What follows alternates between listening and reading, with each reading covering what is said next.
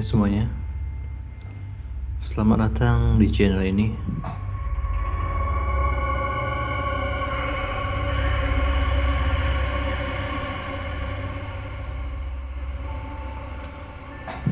Channel ini akan membahas beberapa cerita yang berasal dari berbagai sumber. Bisa saja dari Twitter, Kaskus, dan lain-lain. Untuk kali ini, saya akan membaca sebuah tweet horor dari Kaskus yang berjudul "Tersesat di Pasar Setan dan Bau Amis di Puncak Gunung Galuhur" oleh Kamaiti. Baik, kita langsung saja.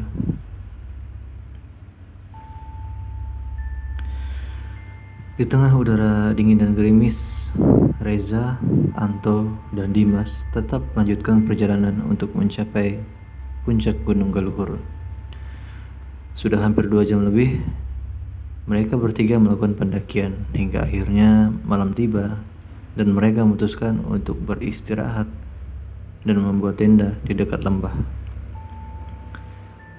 Anto kemudian pergi mencari tempat untuk buang air kecil dengan membawa senter.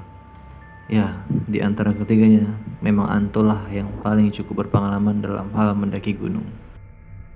Sudah banyak sekali gunung-gunung di Indonesia yang berhasil ia daki, tetapi untuk pendakian ke Gunung Galuhur ini adalah pengalaman pertama baginya. Setelah selesai buang air kecil, Anto kemudian kembali ke tempat di mana tenda dan kedua temannya berada. Tapi di tengah perjalanannya kembali ke lokasi tenda, senter yang dia bawa tertuju pada sesosok makhluk yang tiba-tiba muncul menghalangi langkahnya. Sosok itu adalah nenek-nenek berwajah pucat dengan mata yang seluruhnya terlihat berwarna hitam sedang menatap ke arah Anto. Sosok nenek-nenek itu perlahan berjalan gontai menuju ke arah Anto. Semakin mendekat, dan nenek itu terus mendekat. Sial banget gue nemu gini segala. Mana sendirian lagi nih. Anto kemudian memutuskan untuk menjauhi nenek tersebut dan mencoba kembali ke tenda dengan jalan memutar arah. Walaupun dirinya berpengalaman mendaki berbagai gunung, tetapi bertemu sosok hantu secara jelas di depan matanya seperti itu adalah pertama kali baginya. Tentu Anto sangat ketakutan dengan apa yang baru saja dilihatnya tersebut. Tapi Anto mencoba bersikap tenang sambil terus melangkahkan kakinya dengan cepat. Setelah beberapa lama Anto berjalan di tengah udara dingin dan gerimis yang terus mengguyur, anehnya lokasi tenda dan teman-temannya berada tidak berhasil ia temukan. Anto akhirnya menyadari bahwa dirinya sudah tersesat dan tidak tahu di mana sekarang dirinya berada.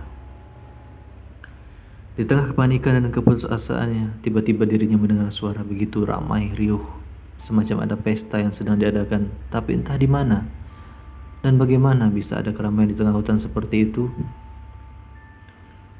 Anto yang penasaran mencoba mencari asal suara tersebut, hingga kemudian dia melihat seperti pasar malam yang ramai penuh dengan orang-orang.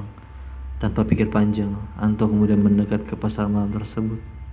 Tapi perasaan Anto kembali tidak enak ketika dirinya mencium aroma menyengat bau amis dan melihat orang-orang yang ada di pasar malam tersebut semuanya berwajah pucat tanpa ada ekspresi apapun dari mereka. Tapi yang kemudian membuat Anto semakin terkejut adalah ketika dirinya melihat di antara orang-orang yang ada di pasar malam itu, ternyata ada 2 wajah yang sangat dikenalnya, yaitu Reza dan Dimas.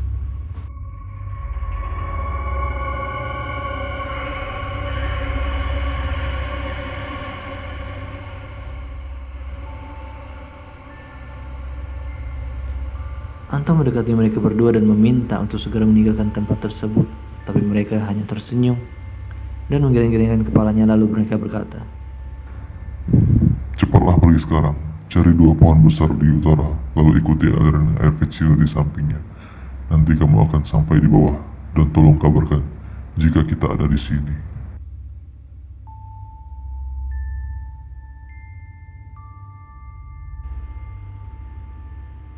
Anto yang menyadari ada yang tidak beres dengan situasi tersebut kemudian bergegas, berlari mengikuti arah yang diberikan oleh kedua temannya tersebut. Dan setelah bersusah payah menuruni gunung dengan sisa-sisa tenaganya, Anto akhirnya sampai di pos 1 Gunung Galuhur dan ditolong oleh seorang petugas yang saat itu berjaga di pos. Setelah mendengar apa yang baru saja dialami oleh Anto, petugas tersebut kemudian melakukan koordinasi dengan beberapa pihak termasuk SAR untuk mencari keberadaan Reza dan Dimas di atas gunung. Walaupun kondisi cuaca dianggap berbahaya untuk melakukan pencarian saat itu juga, tetapi satu tim diperintahkan untuk segera naik dan melihat situasinya. Jika masih memungkinkan untuk melakukan pencarian, maka akan dilakukan malam itu juga. Setelah melakukan pencarian dari dini hari, akhirnya pukul 6 pagi, salah satu tim yang tergabung dalam pencarian memberikan laporan jika mereka berhasil menemukan korban Reza dan Dimas dalam kondisi telah meninggal dunia di sebuah lembah. Tapi yang mengejutkan bagi semua orang yang saat itu ikut membantu melakukan pencarian tersebut adalah ketika mereka juga menemukan satu korban lagi yang dari kartu tanda penduduknya diketahui korban itu bernama Anto.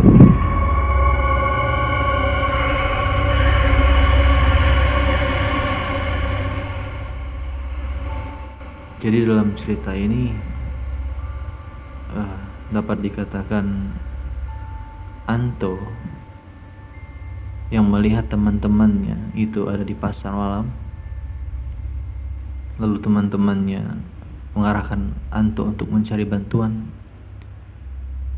hingga turun gunung sampai dapat melaporkan kepada petugas.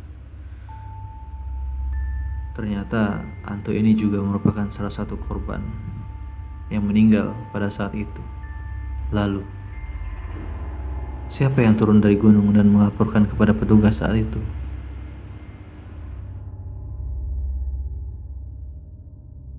Sekian untuk treat horror kali ini. Saya akan kembali lagi dengan cerita yang lainnya. Terima kasih. Sampai jumpa.